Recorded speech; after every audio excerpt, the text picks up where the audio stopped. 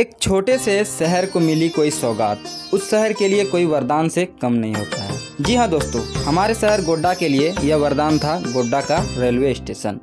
बचपन से ही सुनते आ रहे थे गोड्डा में रेल आएगी और फाइनली 2022 में यह पूरा भी हुआ। तो 31 जुलाई का वह दिन, सावन के तीसरे सोमवार से एक दिन पहले यानी रविवार का समय, तो सुबह सुबह हम तैयार होकर सबसे पहले पहुंचे गोड्डा का रेलवे स्टेशन। अब तुम्हारे आस-पास आ रही बारात, करना इनकार बार बार देना साथ। ओए ओए ओए जो गाए दिल मेरा, पर तुम सुन ना पाए हमारी बात। ओए ओए ओए चुरा के दिल तेरा, हम दूर भागे तेरे बिना।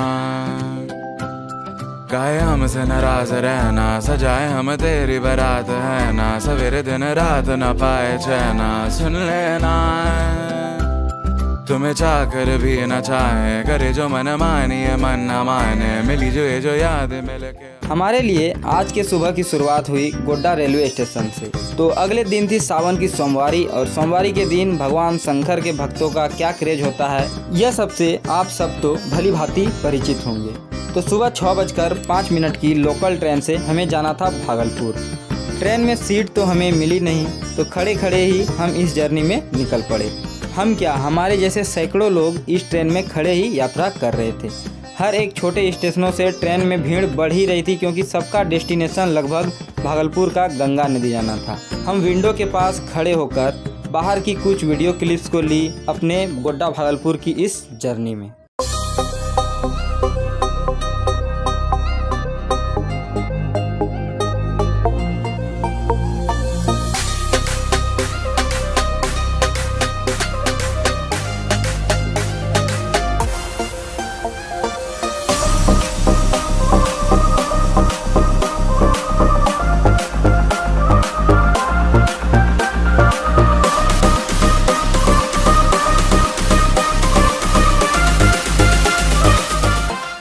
तो किसी तरह भीड़ में 4 घंटे का समय बिताकर हम पहुंच गए भागलपुर। यह जर्नी अभी तक के मेरे जीवन के ट्रेन के सबसे यादगार सफ़रों में से एक रहा।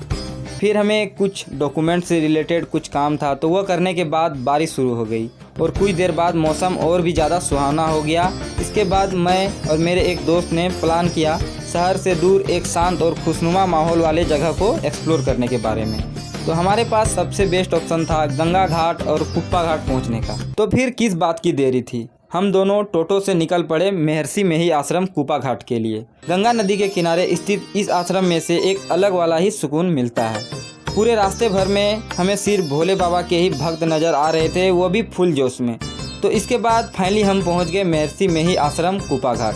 यह वही गंगा नदी है जो कि उत्तराखंड में भागीरथी और अलकनंदा के मिलने से बनती है, और यमुना, कोसी जैसे बड़े बड़े नदियों को अपने में मिलाकर यूपी, बिहार, झारखंड और बंगाल होते हुए बंगाल की खाड़ी में मिल जाती है। कुप्पा घाट में हमें नेचुरल ब्यूटी, आर्टिफिशियल ब्यूटी और साथ ही साथ माता सबरी के राम को बेर खिलाने की प्रतिमा और भी बहुत सारे हिस्ट्रिकल प्लेस मिलते हैं। तो एक सिनेमेटिक के जरिए आप सबको पूरा कुप्पा घाट एक्सप्लोर करवाता हूँ।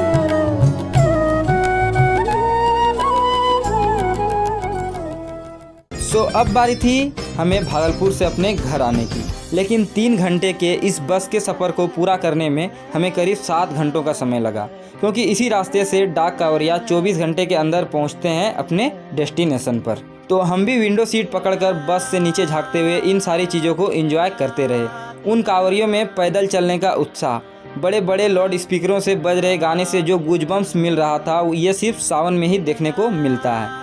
सड़क किनारे कांवरियों के उत्साह को बढ़ाने के लिए और उनकी सुविधा के लिए बहुत से कैंप लगे थे। रास्तों में इतनी भीड़ थी कि बस कहीं कहीं 10 से 20 मिनट और कहीं कहीं आधा घंटा तक के लिए रुक जाती थी। ऐसा सीन मैंने अपनी ज़िंदगी में पहली बार देखा था और शायद आने वाले समय में और भी देखूं।